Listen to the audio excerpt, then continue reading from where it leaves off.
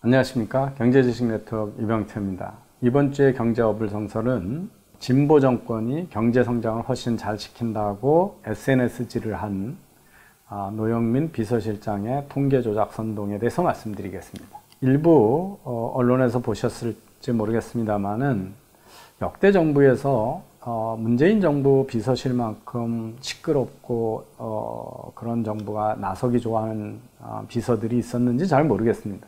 1인당 GDP에서 진보 정부에서 보수 정부보다 훨씬 더 증가를 했다. 그래서 정부별 1인당 GDP 연평균 증가액 그래가지고 그림도 잘 만들어서 참여 정부는 2056불, 이명박 정부는 258불, 박근혜 정부는 814불, 문재인 정부는 1882불 이렇게 자랑을 했습니다. 문재인 정부 벌써 끝났나요? 뭐 이렇게 정부가 나왔는지 모르겠는데, 그러면서 아주 자신 있게 이렇게 써놨습니다. 문재인 정부가 분배만 중시하면서 성장은 소홀히 한다고 합니다. 과연 그럴까요? 아닙니다. 1인당 연평균 GDP 증가만 살펴봐도 쉽게 알 수 있습니다. 문재인 정부에서는 국민 1인당 GDP는 연평균 1882달러 증가했습니다. 이명박 정부는 250달러, 박근혜 정부는 814달러와 비교하면 하늘과 땅 차이입니다. 진보 정부와 보수 정부를 비교해 볼까요? IMF 외환위기 극복에 주력했던 김대중 정부를 포함해서 노무현 정부, 문재인 정부에 이르기까지 진보 정부 12년간 1인당 GDP 증가액은 14,692달러였습니다. 반면 김영삼, 이명박, 박근혜로 이어지는 보수 정부 14년간의 총 증가액은 8,679달러에 그쳤습니다. 성장과 분배의 선순환, 문재인 정부는 더불어 잘 사는 사람 중심 경제를 지향합니다. 있는 그대로 대한민국. 이래가지고 보수 측이 가짜뉴스를 한 것처럼 주장을 합니다. 제가 이 선동의 문제점을 한 가지씩 따져봤습니다. 첫 번째 하나는 이미 조선일보나 중앙일보에서 지목한 사항입니다. 이걸 왜 1인당 국민 달러 GDP로 증가하느냐. 그러면 지금 우리나라 경제성장이 10년 들어서 원화 가치는 5% 이상 줄었기 때문에 달러로 표시하면 지금 2019년 들어와서 문재인 정부는 달러로 하면 1인당 국민소득을 확 줄이고 있는 중입니다. 그래서 달러가 아니라 보시면 노무현 정부는 118만원, 이명박 정부는 126만원, 박근혜 정부는 132만원, 문재인 정부는 135만원이죠. 자, 우리나라 경제가 계속 증가하니까 어떻게 될까요? 비슷하게 성장을 하면 뒤에 쪽에 있는 사람이 유리하죠. 그리고 연평균 증가율로 보면 노무현 정부가 7.2%, 이명박 정부 5.6%, 박근혜 4.6%, 문재인 정부 4.0%입니다. 그러니까 뒤로 갈수록 성장률 낮아지고 있고, 그래도 경제 성장을 하니까 뒤로 갈수록 증가액은 커지게 되는 거죠. 근데 이걸 달러로 표시하니까 이상한 일이 발생한 겁니다. 왜? 이명박 정부 때 그렇게 얕게 나온 거는 그 글로벌 금융위기 때문에 환율이 워낙 큰 변화를 일으켜서 그렇죠. 그래서 이 달러 금액으로 표시하는 거가 일종의 큰 착시 현상을 일으키는 조작이라는 거고요. 두 번째 조작은 이겁니다. 사실 저 1인당 국민소득은 연말 기준으로 우리가 소득이 얼마냐라고 얘기를 하는데요. 우리나라는 지금 대통령 임기가 원래는 어떻게 됩니까? 여러 간의 격변이 있어가지고 2월 25일부터 임기가 시작을 해서 5년 후에 2월 24일 날 끝나야 되는 게 정상인데, 보시면 그래서 2월 25일부터 그 다음에 2월까지 있습니다. 그러면 문재인 대통령은 2017년 5월 10일 날 임기가 시작을 했습니다. 그러면 2017년 소득은 문재인 대통령 때 정부의 소득입니까? 박근혜 대통령 때 소득입니까? 따지기 애매하죠.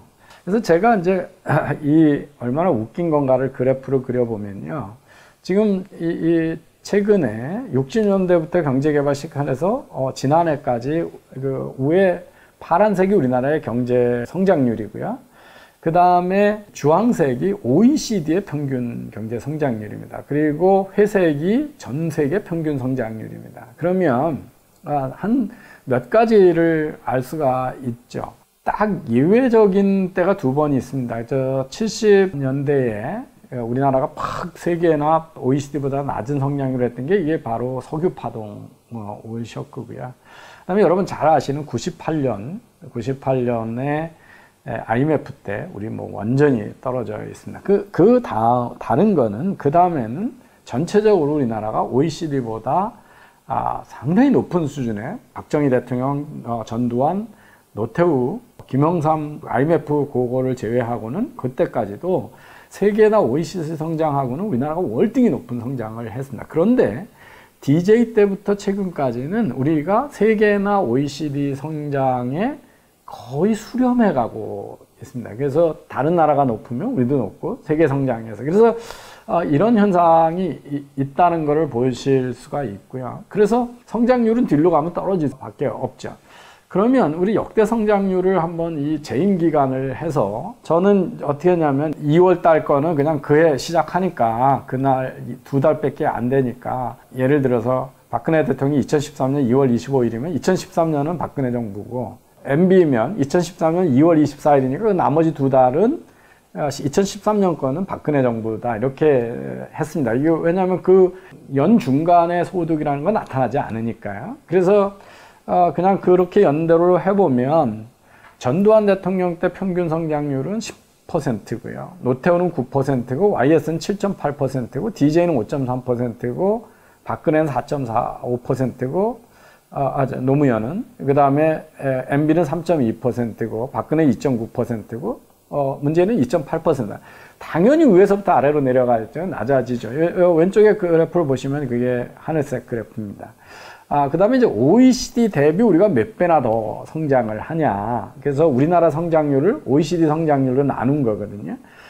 그러면 전두환 때는 6.6배, 근데 노태우는 2.6배, 근데 YS는 3.3배, DJ는 2.3배, 노무현은 1.6배, 그렇지만 MB는 다시 3.3배, 박근혜는 1.6배, 문재인은 1.2배입니다. 그러니까 OECD 선진국 중에서 보면 노무현 때하고 한번 이명박 때를 비교하면 1.6에서 3.4배가 됩니다. 그 달러로 표시하면 그 글로벌 금융위기가 있어서 환율이 확 뛰어가지고 달러 금액은 안 늘어난 거로 돼 있지만 우리나라가 그때 OECD 대비에 비해서 3배 이상을 더 성장을 많이 한 거고 노무현 대통령 때는 그 이전에 DJ 때 2.3배, YS 때 3.3배에 비해서도 거의 반토막 수준으로 1.6배로 났습니다. 그러니까 MB 때의 OECD 대비 성과로 봐도 반밖에 안 되는 거죠. 반도 안 됩니다. 이게 3.4 대 1.65니까요. 그래서 이게 그 달러 금액으로 표시한 그 얘기가 얼마나 편향된 얘기인가 하는 거고요. 그 전 세계 대비해서 전 세계 평균 성장률이 우리나라 평균 성장률이 어떻게 달라졌냐를 보면 전두환 때 5.7배고요. 노태우 때 3.7배, YS 때 2.9배, DJ 때 1.8배, 노무현 때 1.1배, MB 때 0.9배, 그 다음에 박근혜 때 1.09, 문재인 때 0.9입니다. 그러니까 문재인은 박근혜 때보다도 전 세계의 성장률에 대비해서도 성과가 낮은 거죠. 전 세계보다도 낮게 지금 성장을 하고 있는 거거든요. 우리나라가 전 세계 평균이나 OECD 평균보다 낮게 1 이하로 성장해 본 적은 없습니다. 그 예외적인 한두 해. 근데 문재인 대통령 2년은 지금 전 세계 평균 성장률이 0.9로 떨어져 있는 거거든요. 10% 낮게 성장하고 있는 거다 하는 겁니다. 그래서 어느 나라의 경제 성장이라는 게 그 글로벌 환경에 따라 많이 다른 거죠. 지난해 우리나라 얼마나 좋았어요. 근데 금년 나쁘잖아요. 전 세계 나빠져. 근데 그걸 무슨 문재인의 무슨 진보 정권이 잘해서 그런 것처럼 이렇게 하고 순서가 어디냐에 따라 많이 다른 거죠. 그래서 보시면 왼쪽에 전두환, 노태우, YS, DJ, 노무현, MB, 박근혜, 문재인에 보면 파란색 계속 내려가고 있고요. 그 다음에 주황색이 OECD 대비 성장률인데 OECD 대비 성장률 근근에 보면 최근에는 MB만큼 잘했던 사람이 아무도 없다. 그리고 그 중에 노무현은 DJ나 YS에 비해서도 상당히 낮은 수준으로 있었다 하는 거고, 세계 성장에 대해서 1 이하로 내려간 건 문재인 정부가 최초에 벌이는 일이다 하는 걸 볼 수가 있습니다. 또 하나의 궁금한 거는 왜 진보 보수 정권 하는데 전두환, 노태우는 안 집어넣고 박정희는 안 집어넣냐는 거예요. 왜 YS하고 박근혜, 이명박만 하고 하느냐. 그래서 보시면 제가 위에 있는 거를 진보 보수를 하면 평균 성장률에서 보수는 6.6, 진보는 4.2, OECD 대비 보수는 3.5배 했고 진보는 1.7배 했고 세계 대비 보수 때는 2.8배고 진보가 1.2배 했습니다. 그러면 누가 성장 더 잘했냐 이렇게 보시면 뻔하죠. 그 다음에 이 그래프를 보면 되게 웃기죠. 그렇게 많이 올라갔다면서 김대중 정부는 여기 싹 빼놨어요. 그러면 뭐 참여정부 때 2,000불이었고 이명박, 박근혜, 문재인 이렇게 돼 있죠. 그게 왜 그러냐면 이명박 대통령 때 저게 작게 나오는 이유가 뭐냐면 그 환율이 그랬죠. DJ 때 외환위기가 있으니까 환율이 그러니까 그 달러로 표시하면 무지 낮게 나오니까 그건 요 그림에서 싹 뺀 겁니다. 그래서 IMF 기간 동안에 환율이 그래서 막 2,000원까지 갔다가 1,800원 뭐 이렇게 갔으니까 달러로 표시하면 뚝 떨어지는 금액이 나오니까 그걸 빼기 위해서 이제 꼼수를 부린 거고요. 그러면 이명박 거도 집어넣으면 안 되는 거죠. 그래서 조작. 그 다음에 이 GDP의 절대 금액을 비교해가지고 그걸 제가 아까 앞에 하느냐 뒤에 하느냐 다른데 이런 예를 한번 두겨봅시다. 어떤 개도국이 1인당 국민소득 100불밖에 안 돼요. 근데 이런 일은 있을 수 없죠. 한 해 만에 만약에 GDP를 100% 성장시킨다. 그러면 100불 국가가 1인당 국민소득이 얼마가 늘어나냐면 100불밖에 안 늘어나죠. 배로 늘려도. 그러면 만불 국가에서는 2%만 성장해도 200불이 올라가죠. 그러니까 분모가 크면 조금만 성장해도 순증가액은 커지는 거죠.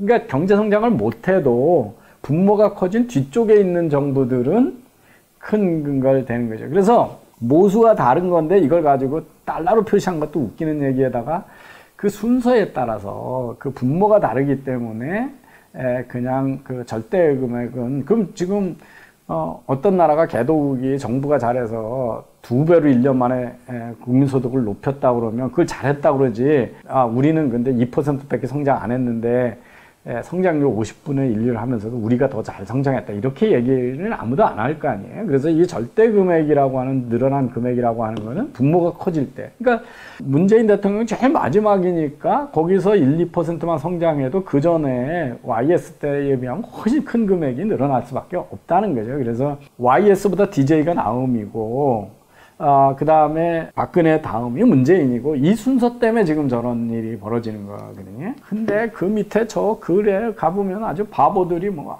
이렇게 좋은 데이터가 있는데 그러면서 우리나라 대한민국이 자랑스럽습니다. 대통령께 감사합니다서부터 시작해가지고 매일경제, 조선일보는 맨날 그 경제 파탄한다고 검증도 없이 이러는데 대책법 만들어서 이 가짜뉴스 물리치자 그러고 뭐 사랑합니다서부터 아주 바보들이 아주 난리가 났습니다. 난리가.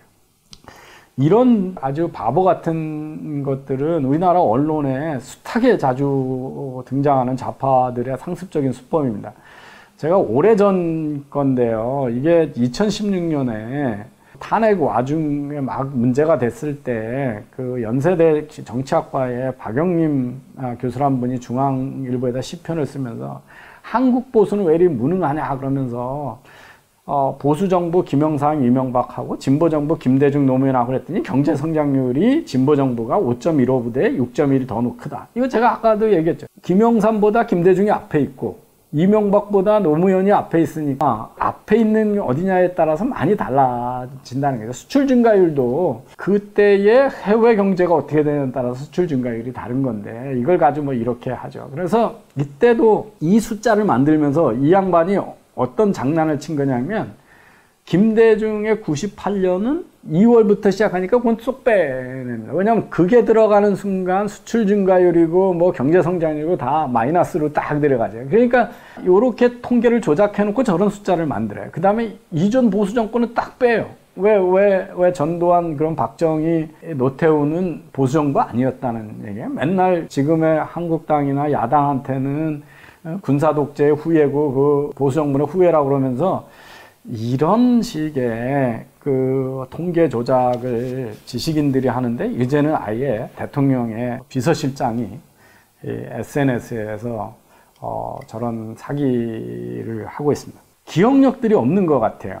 이 노무현 정부가 끝났을 때 안희정이 친노는 패족이다. 패족이라는 거는 너무 잘못해서 앞으로 9대 동안 후손들이 다시는 정계에 나가면 안 되는 사람이다. 그래서 얘 친노라고 표현하는 우리는 패적이다. 죄 짓고 엎드려 용서를 구해야 할 사람들과 같은 처지다. 이러면서 그게 왜 노무현 정부가 물러나면서 후보였던 정동영에 비해서 이명박 대통령이 압도적으로 승리를 한 이유가 뭐냐면 노무현 정부가 경제를 너무 못했다라고 하는 거예요. 경제 불안이 커져서. 그렇게 다시는 세상에 나와야지 않아야 된다고 반성했던 진보 정부의 경제 불안에 대해서 다 잊어버리고 더 잘하고 있다.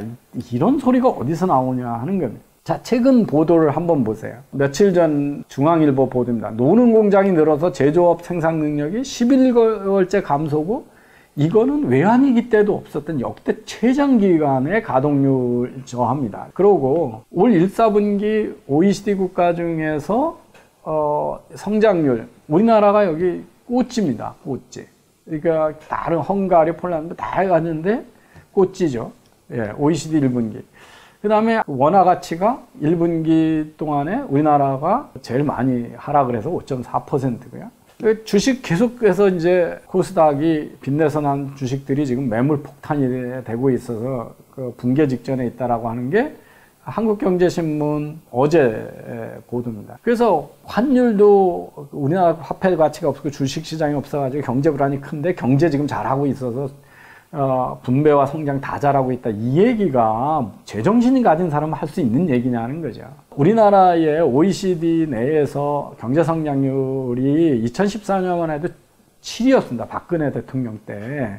그게 15위, 11위까지 냈다가 지금 문재인 정부에서 13위에서 21위로 곤두박질을 내고 있고 최근에 G20 국가 중에 우리가 남아공 빼놓고는 가장 경제 성장률 마이너스인데요. 우리나라하고 마이너스 성장한 나라가 거의 없는데 금년 1, 4분기에서 우리나라가 그 중에 하나인데 그 중에서도 G20에 봐도 뒤에서 두 번째로 경제 성장률이 제일 마이너스 뒷걸음질 치고 있습니다. 그래서 결론적으로 지금 이 노영민 실장은 왜 대통령이 자꾸 그 언론이나 시정연설 때 할 때마다 거짓말 페이크 뉴스를 남발하냐면 이렇게 잘못된 데이터를 가지고 밑에 사람들이 이렇게 만들어가지고 잘하고 있다고 아부들을 떨고 국민을 호도하니까 그러는 거죠. 이건 그러니까 자꾸 소주성이 90%가 긍정효과라고 하는 말도 안 되는 얘기, 이런 얘기하고 세계에서 불평등이 제일 큰 나라라는 얘기도 하고 뭐